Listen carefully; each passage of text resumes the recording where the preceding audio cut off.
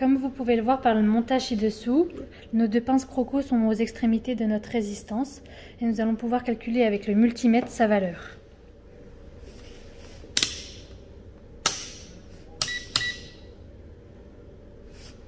La valeur précise de notre résistance est donc de 3,288 kΩ.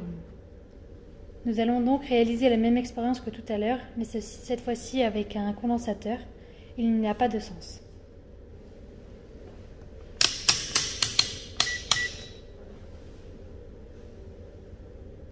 Nous avons donc mis notre multimètre en mode nanofarad et voici la valeur affichée.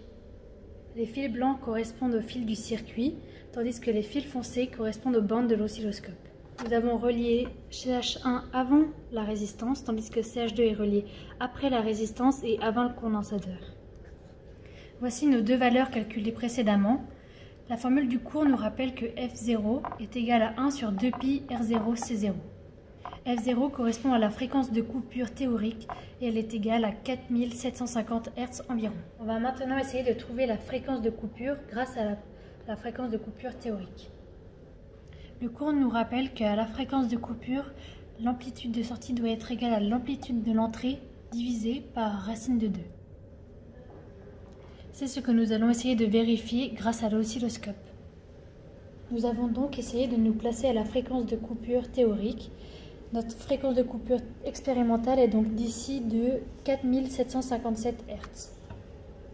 Nous devons observer les valeurs crête à crête, c'est-à-dire VCC, des amplitudes d'entrée et de sortie. Voici les valeurs que nous avons observées. Nous devons donc vérifier si nos valeurs crête à crête correspondent à la fréquence de coupure. Pour cela, nous devons effectuer l'amplitude d'entrée divisée par racine de 2, ce qui nous donne un résultat de 1,97 volts, ce qui correspond bien à peu près l'amplitude de sortie. Nous pouvons donc valider que notre fréquence de coupure est de 4,757 kHz.